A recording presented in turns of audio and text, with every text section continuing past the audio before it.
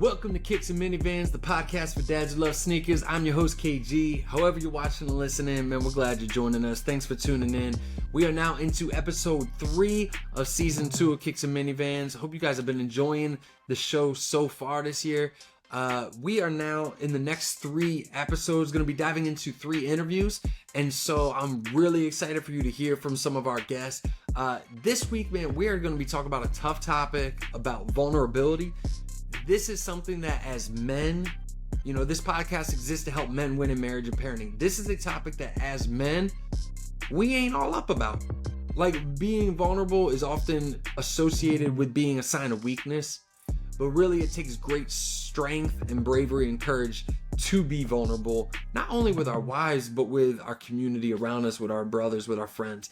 And so I think it's an essential part of being a healthy man when you're healthy in all aspects, right? And so I'm really excited to jump into this. We are joined today by my friend Red Wallace. He is a coach. He's a former rapper and a business coach. And so I'm really excited for you guys to be able to hear from him. He's also a stay-at-home dad to 2 young kids. And so, you know, we bond over that, you know? And so hope you guys enjoy this episode. Let's jump in.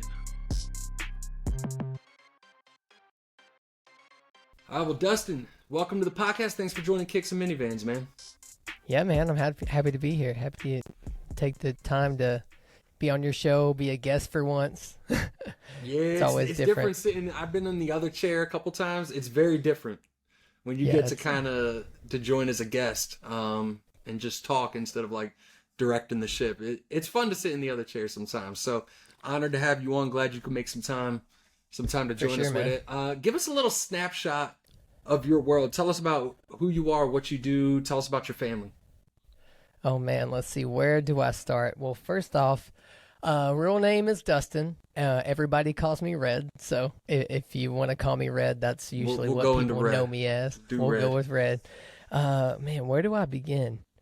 Let's see. I fell in love with hip hop. I guess we could start there since we both are some hip hop heads. Yeah. I fell in love with hip hop and the culture of it when I was in like the 7th, 8th grade. I can think back. I like to look at my life as a story more than just like a bunch of points. So I'll try to tell you the short and condensed version, and we can and we can get down from there. But yeah, so 7th, 8th grade, I was in an art class, and we got to listen to the radio. And I grew up in the South, still in Texas.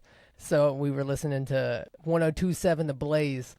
And some of those Houston rappers came on, the Paul Walls, the Bun B's, and all of a sudden I just found myself. I'm in not far from Dallas, but I mean Houston was a huge influence at that time.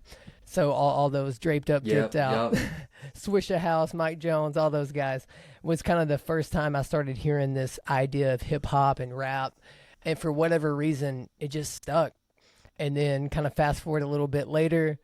Sophomore year, 2008 for me, sophomore year, I wrote my first rap. I was writing on my sister's hand-me-down Dell laptop. It was just awful machine, super slow. I had a Rock Band mic because it was a USB input and Audacity. And I wrote my first rap, and it was probably hot garbage. I can guarantee you it was hot garbage. But I kept going and rapped up until probably 2018. Got decent, had a few decent songs along that journey. Found God about 2011. Really found God. I mean, I grew up kind of in church, but I really found God in 2011 and kind of started that developing who I was, and this identity thing kind of was always a question for me, like, who am I really? It's always something I always had in the back of my mind growing up. And sure enough, I rapped. I was all about performing and seeking approval of others through how I could earn it. And long story short, I learned that that's not the way to have a fulfilling life, to try to always earn and perform your way to get love and approval. So there I was, upset and burnt out and overwhelmed. And through all that, I kind of learned who I was and whose I was in Christ. And now looking back, I I'll dive in a little bit later what I'm doing now, but that's kind of a very short and condensed version of the earlier parts of my life. Within that time, I got married to my wonderful wife in 2019, and we had our first kid in 2020, and we had our second kid last February, so she's like 4 or 5 months now. So father of two, father of two Wonderful, under man. three, I guess that's how they say it. Currently stay-at-home dad and building an online business and brand. And I don't have the minivan. I need a minivan at this point. You need a 'cause minivan, bro. we both drive cars, and the cars are not big enough for 4 people, and car seats and all the gear that goes with it, you know. Yes. And that, I mean, I've always loved sneakers, so I appreciate a good pair of kicks. So I'm excited to be on the show. We're gonna look at your sneakers in a second. I did not know you were a sure. stay-at-home dad Yeah. as well. I'm also a stay-at-home dad, and kind of trying to build this thing out at the same time. And our first kid was born in February 2020. So right like 2 weeks before COVID shut everything down. Man. And then we had our second last March, so he's a year and some months now. And so we got the 2, 3 and under. Not both under 3, but 2, 3 and under. It's crazy, man. Like our world right now, like the stay-at-home parent life is not a joke. And Definitely not. you don't see a lot of stay-at-home dads. No. I don't know about you. Like I take my kids to a playground. I'm the only dude there. Oh yeah, and I'm the and you get only these dude looks. Yeah, and you get the worst looks. You're like, is this guy? Who are you? Why are you here? Have you gotten Dude, to like, yeah, are I you get that. babysitting today? Yeah, yeah. I'm Are like, you dude. daddy daycare. I'm like, I know more about my kids' tendencies and habits than my wife does because I'm Yeah, with them same. 24/7, just Yeah, all the same. time. I get Oh that. my goodness, man, it's good to see another stay-at-home dad out there, kind of doing some of the same things. You Yeah, said you're man. into sneakers a little bit, so this is Kicks and Minivans. We always like to take a look at some of our guest kicks, what they like rocking. So show us some of the stuff from your collection. Oh man, let's see. I got some Yeezys here. Hopefully you can see them. I'll back up. Yep. Got a nice pair of Yeezys behind me. I got another pair of Yeezys. Those glow in the dark when you go outside and come inside. Those are a nice touch. I think I would say probably my favorites right now would be these Gooses, the Golden Goose. Those are They got popping off right now. Yeah, these were actually a gift. I had 2 pairs of Golden Gooses that were gifted to me from a dear mentor and friend in my life. So they also carry that kind of weight to them. That sentimental value. I I'm need like, oh, I need man, they friends got like some- yours. Right, That's, dude. that's it was a nice gift. It was crazy, man. It was definitely a God thing. I feel like because they're a mentor of mine and a friend of mine that go to my church, very involved in my church as well as I am, and they just met with me one day and had both the pairs of kicks with them. And I was like, You're really Wow. giving me 2 pairs of Golden Gooses? Like, I understand that you've worn them, so they carry the anointing. They carry Yeah. the weight. But yeah, I'm so appreciative of those. Those are probably kind of like my everydays. Because what was it for me is growing up a sneakerhead to a degree. Like, you don't want those dirty shoes. Like, you want the crisp, cleanest. And with the Golden Gooses, they come pre-tarnished. Like, they've got that They have that vintage worn look. flair to them. Right. And I didn't understand it at first. Also didn't really understand if they would be comfortable or not. But for me, they're mad comfortable. And something I've learned being a father of 2 is you need some comfort in your life. Yes. And man, I love those aspects. And the fact that they're already dirty, then I don't have as much You of a don't worry. worry. Yeah. So I'm like, I'll wear them out when it's raining, and it's okay because I mean I've cleaned them a few times to keep the whitest parts white, and then the Right. like, and it's cool because it gives like there's a story to it. And I grew up though the opposite. I grew up like, don't crease your sneakers, don't get them dirty. If they're dirty and you can't clean them, just don't even wear them. So it's been an interesting conversion through the years. But yeah, man, I definitely appreciate a good pair of kicks. It adds extra meaning to when there is a story. Like some of my kicks have yeah. stories behind them. Not all of them do. Some are just like, oh, I like these, I bought them.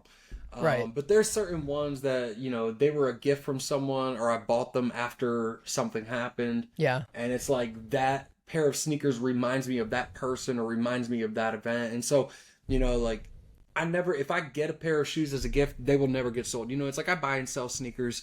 You know, I have a couple I'm trying to sell now because I just don't wear them anymore. But it's Right. like, I will never sell a pair of sneakers that someone gifted to me, you know, because it's like there's so much value in that to me that it's worth more than the price tag that's on it, you know. And it's one of those things, like for me, every time I lace up a pair of shoes that was a gift, like I pray for that person as I'm putting the shoes on, as I'm taking them off. And so it adds that extra, For sure. that deepness to the shoes that is beyond just a pair of kicks, you know. So I love that that's like your most valuable, valuable one. I think that speaks volumes about that man in your life. Yeah, there were so many other contenders. I can even think of another pair that I didn't even think of because they're not necessarily sneakers. I have a pair of like sparkly sequin loafers. They sound crazy. I should have grabbed them, but they actually were the ones I wore for my wedding. So even then, there's another story in itself. Yeah, I've worn those for my wedding and a few occasional church Christmas services where I was on stage playing and stuff. So they definitely have some sentimental value as well.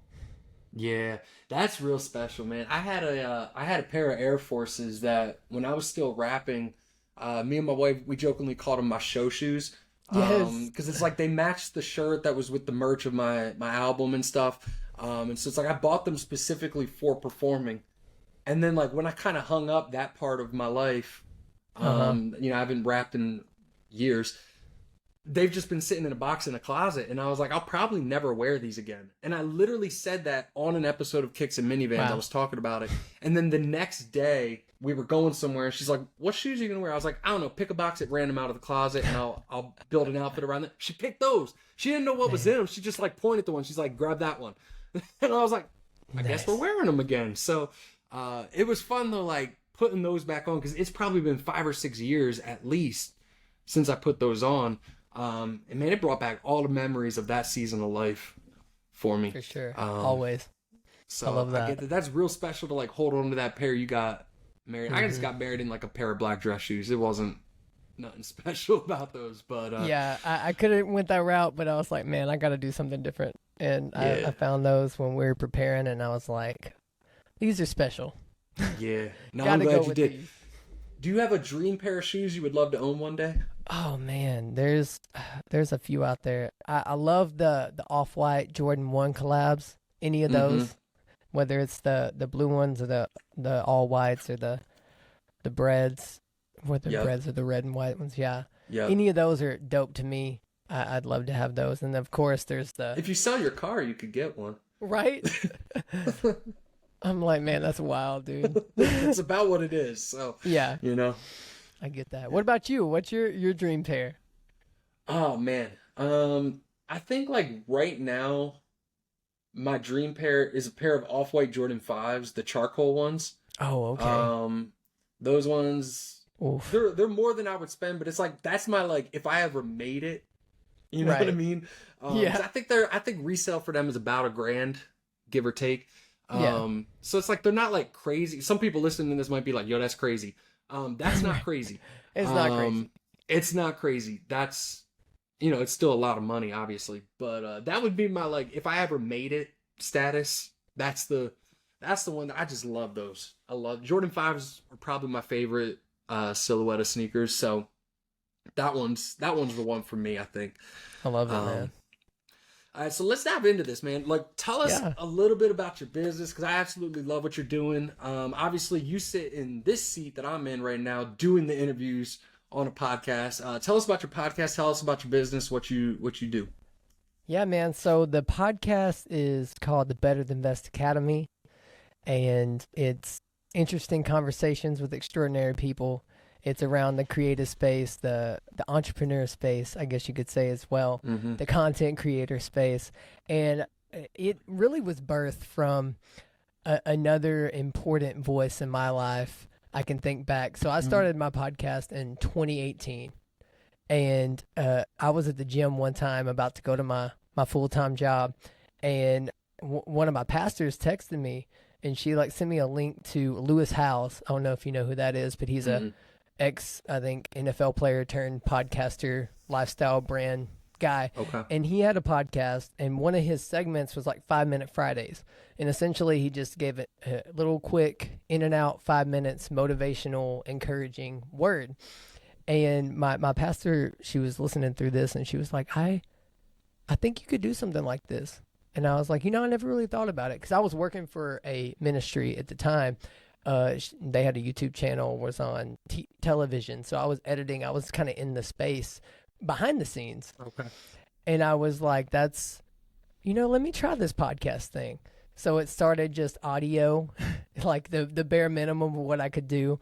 And it was 5 to 8 minutes. And then it was much more like almost like a little devotional, kind of like very God focused, very almost like a little mini message.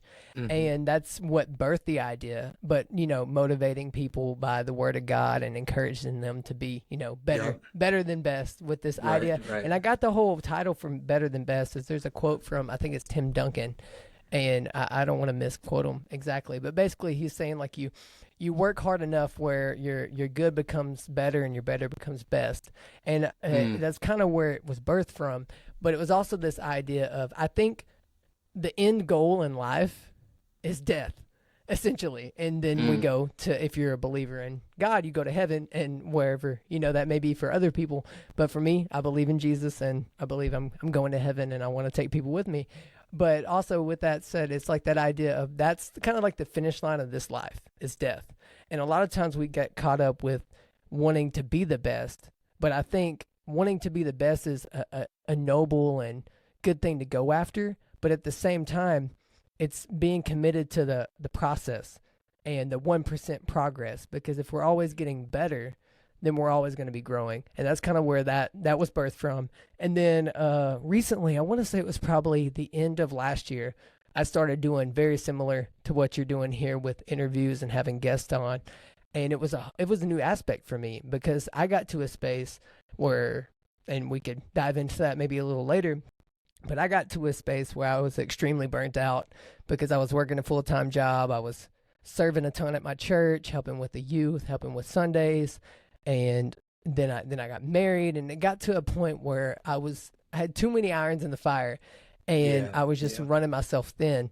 And one of the things that had to go, well, not go, but take a seat, was definitely the podcast. So I kind of would just replay best episodes as much as I can, try to keep it running for the most part.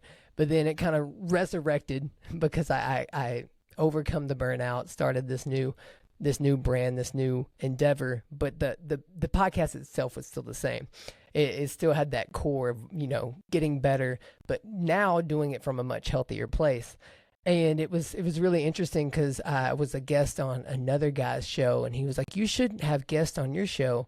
I think it would be good to, help you grow the business and kind of add a level to it. And I never thought of it either. And then I was like, sure, I'll do that. And I feel like God just opens doors after doors when it comes to getting guests on the show. I even, there's someone that randomly would email me some guests. That's like what she did for a living, was emailing podcast guests to other podcasts. Wow. So it was just like doors were opening for that to happen. So that was a beautiful thing, and it's still a beautiful thing. Like I just finished recording an episode right before we hopped on here. But also at the same time, it's nice now too, because I feel like I'm in a more healthier, sustainable space where I can also do some of the solo content as well. Because I feel like I definitely have a message. Because you know how it is when you're doing the interviews and it's a lot of back and forth.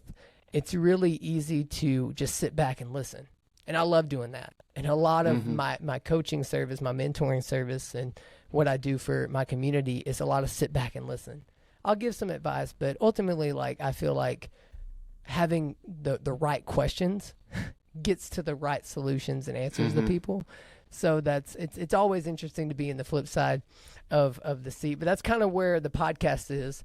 And then to touch a little bit on the business, now I'm currently, for the last almost 2 years now, I've been a kind of a creative mindset coach. I know that term can kind of get some flack because there's a lot of gurus and experts out there that are just kind of scammy. And I understand that. And I mean, I'm even calling myself Coach Red Wallace online. So I get to the degree of where that can be almost off-putting. But I believe that my approach to it's different because I'm obviously here. I want to grow a business. I want to be successful there, but ultimately it's the impact over the income for me. And Mm-hmm. at the core of it with my message is I know what it's like to sit in those people's shoes, and I truly want to see them like get to their best selves and get successful, and not necessarily successful in a means of getting rich or whatever it may be, fill in the blank, getting famous. Like, all those things are cool and all and they have their place, but I truly believe that when you can find that rhythm of rest and work, when you can find that ability to show up your true, authentic, and vulnerable self, you can really find who you truly are. Because for me, again, it goes back to most of my life, I was performing and doing and getting into this space of thinking I'm a human doing, not a human being. Mm-hmm. And it took a pandemic, and it took burnout, and it took like physical exhaustion for me to pull back and just go back to the first love, which is for me, my faith in Jesus and God, and finding that we are first, sons and daughters before we're what we do. And we're first humans being before we go and do what we do. And a lot of times when it comes to calling and purpose, I feel like people get a little backwards. Like, obviously I feel like we're created to do great things. We're created to create great art and content and you name it. But I don't think that that's going to come from a place of authenticity and a place of realness until we first discover who we are. And that's kind of like a very abstract way of explaining kind of what I'm doing now, but man, I love it. It's been great being able to be an influence to many different walks of life, and being a part of a podcast has been amazing as well. Yeah. Well, it is the impact, when you get to a place where you recognize what you were created to do, and what you were created to do isn't simply to collect a paycheck. Yeah. Then it's like you almost feel like your real life starts beginning, is starting, that your purpose is becoming new. And you mentioned burnout, man, and it's like, I feel like I've been there numerous times. And I feel like I am consistently like on the edge of brushing up against it. It's like, I don't even have a full-time job, and I look at all the things on my plate. Yeah. And it's just like, dude, there's not enough hours in the day. There's not enough hours that my kids are asleep for me to get done all the things that I have to get done, because man, my kids are needy right now, bro. Yeah.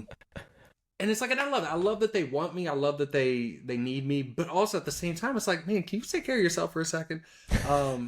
But that burnout thing, I think, like, dude, you could start a whole podcast just on overcoming burnout. But it's when you reach that human being instead of a human doing sort of thing. And you said something in one of your reels you had put on Facebook. You said, choose healing over the task. Yeah. And I feel like I am always looking at all of the things I have to get done. And I don't keep like a physical list. If I get super overwhelmed, I will literally write down a physical list. Yeah. But I always have a mental list. Like, the mental list never goes away. It's just always present of all of the things that I have to do and get done. But you said choose healing over the task. So that sounds countercultural. It sounds counterintuitive, especially to us as guys. This is a podcast for men. Especially to us as guys, that just feels wrong. Because it's like, no, I got to get these things done. So what do you mean by that, choose healing over the task? And how does that actually look in a practical sense? For sure. I would start first with, man, I can completely, even still, relate when it comes to all the tasks that need to be done, and realizing how needy our kids can be and how much they need us. And one thing too is, a lot of people would approach it first as like, what you schedule gets done. We've heard it all the time. You hear the thing like, if you don't plan, you plan to fail. Mm-hmm. And those kind of things. And it's interesting to think of it in a way that's, if you can prioritize healing you before the tasks that need to get done, then you'll open up this new level of motivation, a new level of inspiration, a new level of energy in a way that will let you be able to be more efficient and more effective in the tasks that you do have to do. And granted, yeah, I'm talking about this, and there's still days that I miss the mark. I mean, we all do, and there's definitely some grace there. And I agree. It's so countercultural and counterintuitive to think of healing over the task. And I'll take it even a step further. Is I like to say that you got to slow down to speed up, and we're like you have a device, you have a phone, you have social media. We are constantly bombarded by thoughts, ideas, emotions, this tragedy, that thing, that success, and we're like riding this roller coaster of emotions, and we're riding like all this need of we live in the Amazon Prime world where we can order something and have it same day, next day at the most. And it's this idea of what would happen if we took the time to slow down, because it's so easy to go with the with all the fish swimming up the stream. But what if you swam the other way? And to not nail back into this idea of healing over the task, it's I think of it like from a personal experience, because I was the person too that only focused on the task. Like I can remember being so tunnel vision on task. And granted, it's good to have that to a degree, because you're going to do great things when you're very focused on the things that need to get done. But are you doing those things at the expense of your loved ones? Are you doing those things at the expense of yourself and your well-being? Because you can do great things for a short term. You can not sleep and grind 24/7 and sleep when you die. But how much more effective and how much more impact could you make if you paced yourself? Because this life is a marathon, it's not a sprint. And when it comes to like building brands and gaining influence, I always see it that like when we see people that have fast fame, it usually fades pretty fast. And it's also that idea of a lot of times we're comparing the highlights of other people to our daily mundane. And I just feel like when we prioritize that healing, man, what better impact, what better the world will be. Even more so with like all the doing and the accomplishment aside, if you yourself could sit there and say that I am the most whole human being that I've ever been in my life, like that's a feat that I feel like a lot of people don't have the ability to say these days. Yeah. Well, and I like what is it that you just said there? You said you could get things done, but not at the expense of your loved ones. Yeah. And I think most guys, especially dads and husbands, most would say that everything they do career-wise, success-wise, is for their loved ones. Right. It's for my wife. It's for my kids. Just make sure you're not lying to yourself when you say that. Come on. Because I don't know, not many guys, unless you're just a straight up douche, would not say that, right?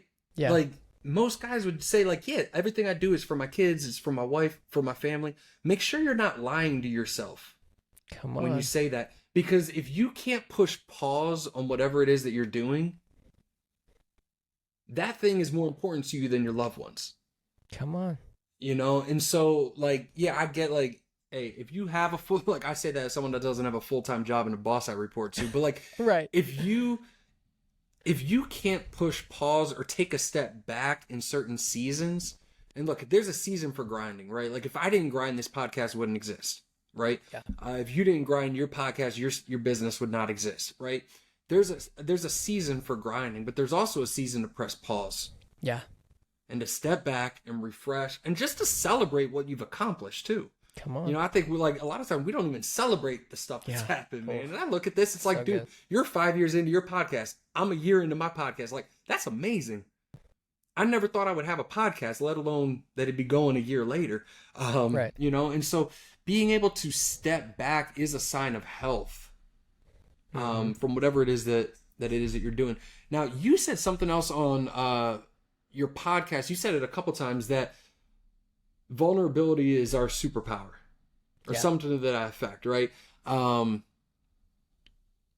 most guys, vulnerability is like the the scariest thing in the world. Yeah. Right? Like, and we wouldn't say that because that's vulnerable to say that. But vulnerability can be like the scariest thing in the world, especially to a guy. And I think so much of that is because it just comes across as weak, right? Yeah. But you say it's our superpower, man. Dive into that a little bit.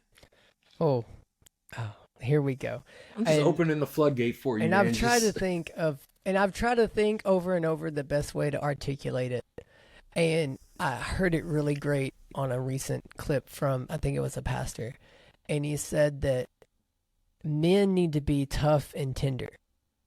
And it's the example of, he gave an example of, there's this guy that was like a Navy SEAL or something. Like he was up there in the military. And his literal job was to fight bad guys, like to take out enemies. Call of Duty in real life. Call of Duty in real life. And he went to the guy's church and he was like, basically saying like, pray for me, but I can't tell you what I'm doing because it's that level of intensity. Mm-hmm. So like, I couldn't imagine like being in that guy's shoes. But that's an example of like your stereotypical like tough man, like man's tough man. And I think that's beautiful. And that same man on the flip side, when he gets home from these missions, one of the first things he does is he has a little daughter. She's old enough to, like to have tea parties. And she sets up a full-on tea party. And he's in there being a part of that tea party, drinking that imaginary tea, probably talking to a stuffed animal, I picture. Yeah. And he has that ability to be tough and tender. And I feel like that's been the quickest, best way that I could describe this vulnerability being our super strength, is because when we are authentically and vulnerably ourselves, and we have the ability to both be tough and strong, which is great, and I think that's an aspect that all men should strive for, and be tender. Because, I mean, I know even, like, those that have relationships, and you've probably got spouses, one of the best things you can do for your spouse is not try to fix her problem. Believe it or not.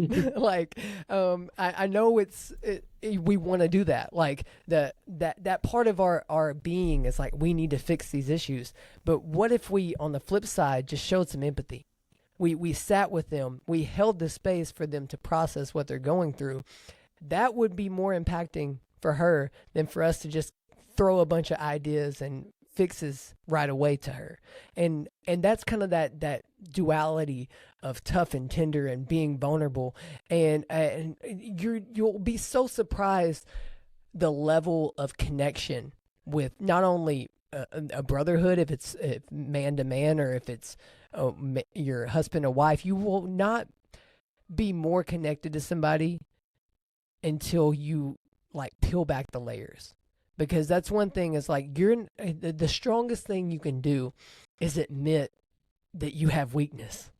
Mm-hmm. And it sounds so counterintuitive, but I'm telling you, there's such a freedom on the other side of that. And I feel like when we're in that space of being able to do both, then they both grow. Like, I love it. I lead a men's group at my church, and we call it Let's Talk About It. And already with the title, it's like, let's talk about it. Men don't sit around and talk. Well, we're going to talk about sports. Right. We're going to talk about food. We're going to talk about guns. Like, yeah, sure, we could talk about any of those things. And we did have a great feast at barbecue. One of our guys is on the rise to make his own barbecue place. So, man, shout out to Brant. He's doing things. But at the same time, I love being able to lead the conversation into vulnerability. Now, don't get me wrong. I also want to make it clear here. Vulnerability isn't having a pity party. Vulnerability isn't getting stuck in this complaints and this complacency of being where you're at and just like, oh, this is the way it's always going to be, and you can get into those ruts. Vulnerability is not that. It's recognizing that you're allowed to feel the whole spectrum of feelings. Like, you don't always have to be tough and stoic. You can also be excited and cheerful and aggressive when you're working out even, but also you could be tender, and you can be honest that sometimes I'm sad. Sometimes I get depressed. And I mean, you might, being a stay-at-home dad, you might have experienced this as well. Is there was a span of time when we had our first son that it got very lonely and borderline depressing for me, because I was sitting here, my wife's doing an amazing job. She's a hairstylist. She's supporting the family there. And then I'm here taking care of a kid. And it's so easy to hear those little voices in your head that are like, why aren't you providing for your family? Like, why aren't you doing this? Like, you're just going to sit here and watch a kid. But it's so much bigger than that. And I mean, we've seen studies. I'm not going to try to misquote the statistics, but present dads in kids' lives, like, the positive impact that's in their lives is crazy. But yeah, it's so important. I feel like being vulnerable is such a top tier skill that men should not be afraid of. And it shouldn't be a bad word. So that's definitely one of my subcategories of my mission is like, man, It's okay. You can be both. It's a both and. It's not a but. It's like, I'm vulnerable, but I'm not tough. Like, you can be both. Right. I love that you say it's a skill, because to me, a talent is something you're born with. A skill is something you develop. And so the fact that vulnerability isn't a talent, it's a skill. Yeah. And that's a skill that I had to learn. Because it's like, man, I grew up, like, I was bullied growing up. And so Same. To me, any sign of weakness that I showed led to pain. Like, that's just what it was. And so as an adult, all of a sudden it's like I had to learn that skill from the very, like, I didn't have to relearn it. I had to learn it because I had never done that before. And started getting serious with my wife when we were dating. And it's like, hey, I had to learn to be vulnerable, you know? Yeah. And I even think, like, and now, you know, it's like, I have absolutely no problem. Like, we have such a great relationship that, you know, she could tell right away if something's bothering me. Like, I don't have a good poker face. Like, it's like, if something's wrong, like, it's all over my face, you know? Yeah. And she'll ask what's wrong, and I'll kind of like blow her off. She knows I'll come around. She knows that she can't press me. She knows that, like, I'll just come in and I'll just say what I'm thinking. Just give me a half hour to formulate my thoughts, you know? But it's like, man, she always appreciates it. She always meets me with grace. She always meets me with comfort. And it makes that bond, that relationship stronger, because I know I can go and I can be my true, authentic self. Whether it's something she did that hurts me or something else that hurt me or just pure exhaustion from watching two kids all the time, like, whatever it is that's bothering me, I know that I can go to her. I know that I can be vulnerable. And there's nothing like knowing you can be your full self with somebody and knowing they're going to accept you anyway.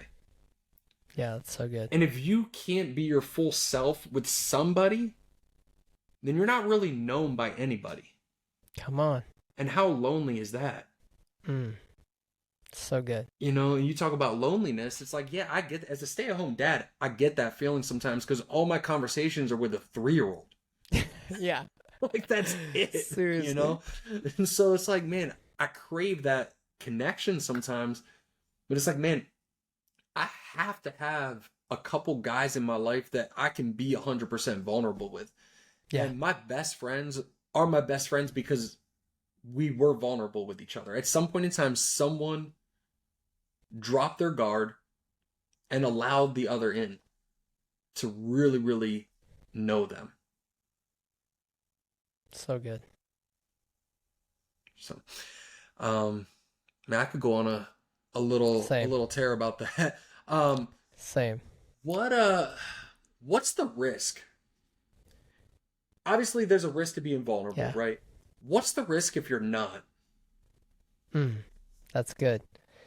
I feel like the risk if you're not vulnerable is, we touched on it a little bit, this, when you go home at night, and let's say you are married and maybe you have a few close friends, but you go home at night and you're the big tough guy.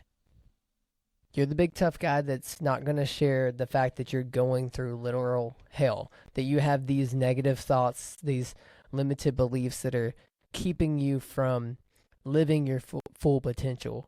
You just keep those to yourself. So what do? You go home and more than likely you numb yourself with TV or sports or TikTok or social media, and you just choose to numb the pain. And I can relate. I was there. Like, a lot of my life when it came to experiencing these emotions I had we're like, nope, we're not going to cry. We're just going to tuck them on down deep inside and just pretend like they're not there and keep trucking. And it's a stigma that a lot of men feel like they have to have. But with the flip of that, when you are vulnerable and you're honest, you're able to get that out. And I don't know about you, but when you're holding on to something, and you talked about it a little bit with your wife, knowing that you had some issue and being able to walk through that and just that experience. But they've literally done studies, and if we hold on to these extreme traumas, because I mean, we've been through some stuff. There's some men out there that have been through probably living hell. Like, it's been awful. Yeah. But instead of opening up about that and allowing that to come up and come out and be released, then they hold on to it. And when we hold on to those negative feelings and negative emotions and traumas, it's literally killing us. So I would say the risk of not learning how to be vulnerable and developing that skill is the risk to living a shorter life, to living a less fulfilled life, to living a life that's subpar. And I don't know about you, but I would much rather live a full spectrum of life. And it's easy, especially those in the Christian faith too, is this feeling of like, you got to be happy all the time. And yes, I'm all for being positive and being happy and seeing the silver lining in things. But at the same time, sometimes life happens and it's awful and it sucks, and you get fired or your dog dies or like more extreme things happen.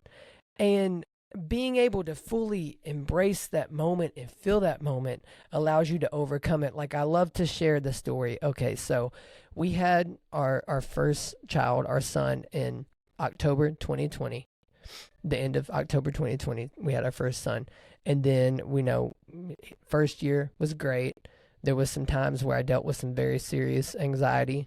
Praise God, I overcame it with some different tools, tips, God, all those things together. Yeah. And then we started getting ready to try for another kid. We were really hoping to have a daughter. My wife always wanted to have a son and a daughter, preferably a daughter, because she's like, we get to match. You know, all the things with, like, girl talk, all that stuff. And we started trying, and she got pregnant for the first time, and she miscarried, lost that baby. And for me, when it happened, it was very early in stages of it. But she was excited about it. She announced it to me. I was freaking out because I thought I wasn't ready at that time. But bear in mind, like she was ready. She was wanting for us to have another child, and of course, ultimately, I'm here for it too. And that happened. She miscarried, and then we were still trying again, and she got pregnant again. And I feel like sometimes God helps soften some blows. And I remember when she told me about the second time that she had got pregnant, I remember going and serving at a youth event, and we were praying beforehand, and I just was weeping, and I didn't really understand why. And come to find out, weeks later, my wife calls me to let me know that she lost that baby. And it was crazy because I was prepared to answer that call, and I knew what she was going to say before she said it. And I was able to help navigate and be empathetic in that moment, whereas the first time, not so much, because I was a little freaking out because, you have one and you're like kind of freaking out for another. But I was much more prepared and ready, but also at the same time grievous of it, because I mean, you're excited Absolutely, for this potential bundle of joy that's coming. And then come to find out, I was okay. She was fairly okay, thankfully. And we were walking through this, and we gave it some time. We started trying for another kid again. But it was in my devotional time, my secret place. I was reading the Bible, and I started weeping again, just reading the most random verse. Like, it had nothing to do with the situation. And I just paused and allowed myself to experience this, like, gut-wrenching crying, wailing, ugly crying. I know you picture it. You've been there, or you've seen someone in that state. And this was just in the quiet time early one morning for the kids up. Before my kids were up, my wife was already off at work, so it was just me and God. And I was like wondering why I was crying, and come to find out I hadn't fully allowed myself to grieve the loss of both of those children potentially, essentially, because Yeah. they were, even though they were Two souls, miscarriages, at first it was really hard for me to kind of understand that, and I allowed myself to grieve those situations, and outside of like on the other side of that, there was just this new lightness about me, this new ability to just be whole in a sense. And it was really interesting for me to experience that, because again, it was something that's been developed, and like we're not always going to get that right.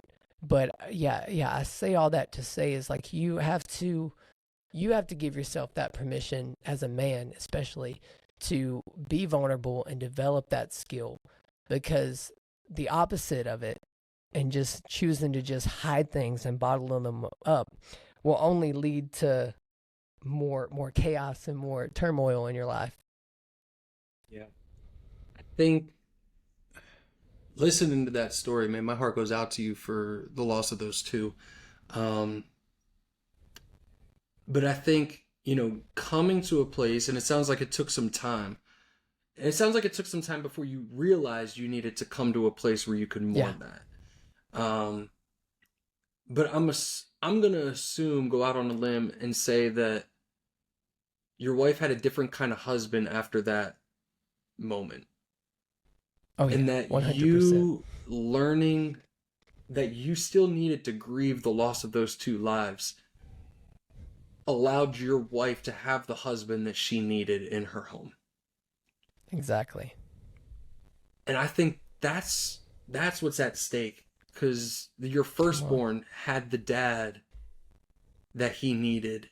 And so, man, I think like that's what's at stake with us learning this skill, developing this skill of vulnerability is, man, if you didn't allow yourself to, like, you're just a stone wall. And the longer and longer that goes on, the harder and harder it is to break that wall down. And so coming to a point where you say like, hey, you know what? Yeah, this broke me. Man, I'd break me. I can't imagine that. And so, but that allowed your wife then to have the husband that she needed in her home. Yeah. And so chances are, man, if the guys listening, there's going to be some that vulnerability is not a skill for them. Yeah. Because it's not a natural skill for like any dude. Like, let's be real. It's not a natural skill. What can we as men do to develop that skill?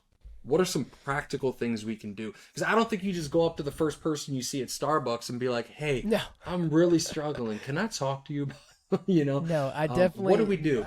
I don't advise that. Don't go to a complete stranger and tell them your deepest, darkest secrets. Just open up all the skeletons to your closet and all that nonsense. Definitely don't do that to a stranger. I would say find the people you trust that are already in your life. Whether that's, I mean, if you're in a Christian community or just communities in general, find those people. And I mean, it could be your spouse, but I know that too can be tough in itself, because again, it goes back to that, like, you want to be the tough rock, you want to be the support for your wife, and I feel like you will get to a level of being able to be open and being tough and tender. But I definitely be just your wife, though. Yeah, I want exactly. to clarify that. Also, yeah, we should and get to it that shouldn't point. Just be your wife. It shouldn't just be. That's not fair to her. Exactly. Because one person cannot handle that weight. Now, obviously, there's great support spaces out there if that's something you want, like even a therapist or like a support group. All those things are great too. But again, it's like you got to find someone that you can be honest and real with. And for me, it's been, I've had a few mentors, a few coaches. Haven't been to therapy, but definitely I highly recommend that if that's something that's even a deep level, that's something you need. But for me, it started, so again, like I got this idea, I was going to start this community group of men in my church. And what that was just me saying, hey, I'm going to start this group with some men. We're going to get to know each other. And then we're going to go deeper than just surface level small talk. And, once you get to a level of trust with that person, maybe you already have that trust. I think a great opening question for both of you to ask. So say it's just one-on-one. the opening question, once you get to that level of trust, is, what do you want me to not know about you? And answer, both of y'all take turns answering that question honestly, and you'll be surprised what that builds. And Brene Brown is a great speaker, thought leader on this, and she says that there's this thing called a vulnerability hangover. And essentially, when you've shared what feels like too much, even to a trusted person, the next day, you were probably going to question yourself and be like, oh God, did I really just share all that with that person? Should I have done that? But over time, you'll understand that the level of connection that comes out of that. Like, I think to all of the men in my group, in my community group specifically, and I feel like I could go to any of them for honestly anything. And it's a two-way street that way. They probably feel the same way about me and everyone else in the group. And that didn't happen overnight. This has been like months and months. I think we're about a year. Yeah, we're about a year now into it. And just seeing that relationship, that brotherhood just continue to evolve into what it is now. But that would be kind of the most practical, simplest step I could say, is developing that vulnerability, is finding one trusted person. And eventually, yes, your wife can be one of those, but start with one. And then essentially it would be good to have, I think, 3 to 5, like, or more, depending on, kind of your circle and where you're at. I think that's a great place to start. But also, another place to start is, when was the last time you got alone and quiet with your thoughts and asked those questions to yourself? And, and if you're a man of faith and you talk to God, bring those conversations to God as well. Because he's not afraid. Like, you don't have to show up like a big macho man to God. Like, he already knows. You're a son. Show up like a son. Like, I can remember growing up with my earthly dad. Like, if I felt like some issue, I would go share that with him. Like, if I failed at something, would I feel great about it? No, because, we all want to make our dad proud. But essentially, like, he was there and was going to be there for me. And just like the same goes with, hopefully, this person that you can trust in. And even if you don't have that, starting with God, if you're a person of faith. And I think that's the easiest way to start. And then from there, you'll get this level of confidence. Because again, and that's another skill. Confidence is another skill, I feel like. And if you can just have that 1 ounce of courage to say something you're afraid to say, to tell someone that what you don't want to tell them, you'll be surprised what comes from it.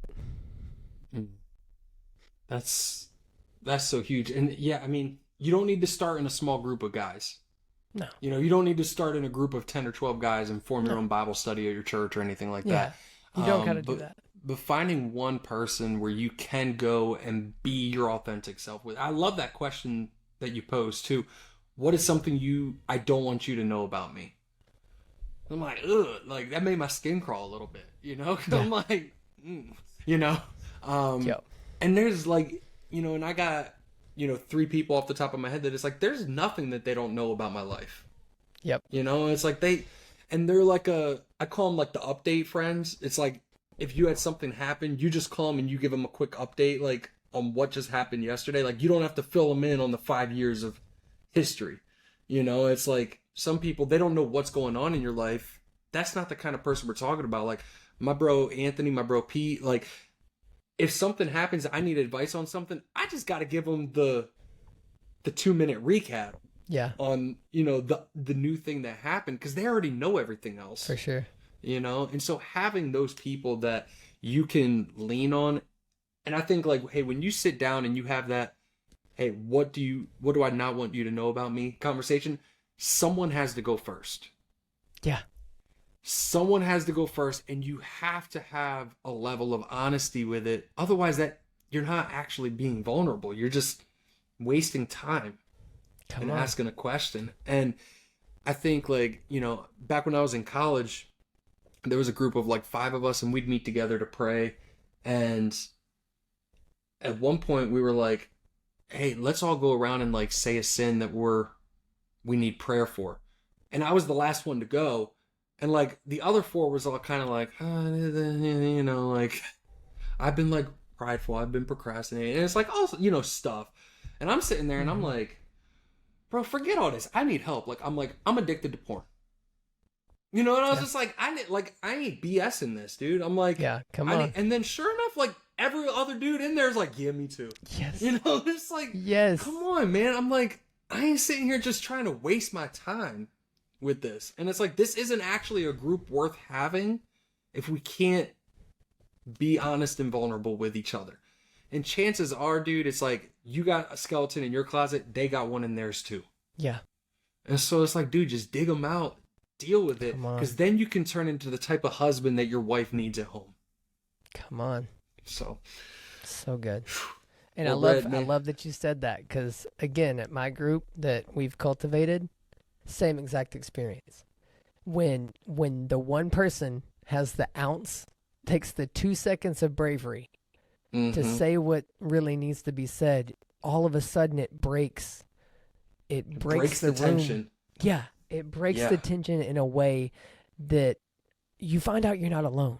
And it goes back to that loneliness we talked about earlier. That's another opposite effect of the opposite of the risk. Like, that's the reward of being vulnerable, is you find out that the things you're dealing with, you aren't just dealing with them by yourselves. Yes. Like if you get, and I mean, I think it's great too to have that, even like we said, the one person, because like it can get so lonely, especially you have kids, you have a wife, like you go through those things, and sometimes right away they don't understand. You know, like you could go to this person and be like, like you said in the top, my kids are so needy right now. Now, face value, someone might take that completely wrong, but if you've been in it and you've experienced it, and you can be like, amen, brother, like I get it, I feel that. Yeah. And you still love them to death. Like you would do anything for absolutely. them. It's a both and. Yeah. And man, yeah, it's amazing to see the shift in a room when someone just chooses that 1 ounce of courage to show up fully themselves. So if you're listening, man, have the courage. Go first. Yeah. Go first, man. And go first. And hopefully it's reciprocated, you know, and hopefully and hey, you know what? If it's not someone that can meet you and love you and accept you anyway, they ain't worth having as a friend. You know what I mean? Like, just point blank, man. It's like, you don't have time in your life for fake friends, you know? And so having that going first, man, it really, vulnerability is like a superpower.